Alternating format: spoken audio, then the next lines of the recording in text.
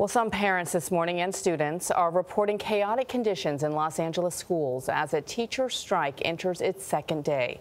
Educators in the nation's second largest school district stood in pouring rain on the picket lines yesterday. The district says fewer than 142,000 students showed up for class. That's about a quarter of the district's 600,000 students. Tony Dokoupil is outside San Fernando Senior High School north of downtown Los Angeles. Tony, good morning.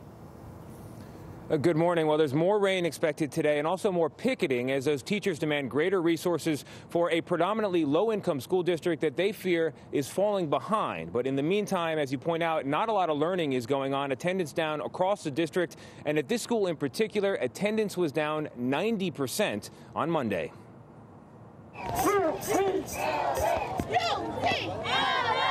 Armed with ponchos and picket signs, tens of thousands of Los Angeles public school teachers took their fight to the streets Monday.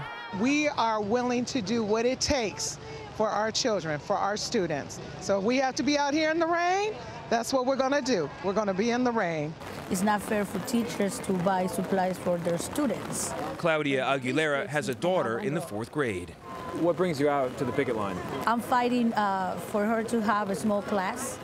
Along with smaller class sizes, teachers are demanding higher pay and more funding for counselors and nurses. They've been working without a contract for a year and a half.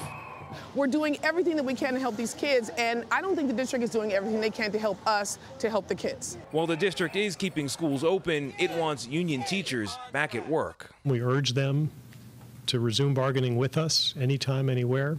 24/7, we'd like to resolve this. With 80% of students in the district coming from low-income families, many kids rely on school not just for education, but for daily meals.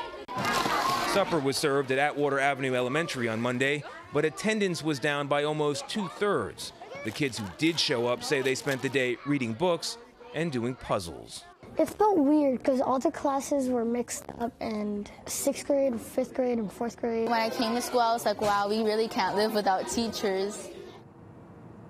I think a lot of people agree with little Giselle there. We mentioned this is a low-income school district, but there's another factor here. The UCLA Civil Rights Project points out that this district is one of the most segregated in the country. More than 70% Latino, less than 10% white students. The longer this strike drags on, the more people here will wonder if those numbers were reversed, would the money be easier to find? Norah? It's a good point, Tony. Thank you. And you think about how many kids rely on school to get a meal. The superintendent of the LA Unified School District is writing in the Wall Street Journal today that 82% of students rely on free or reduced wage meals at school, including 72,000 special needs students. This is an emergency.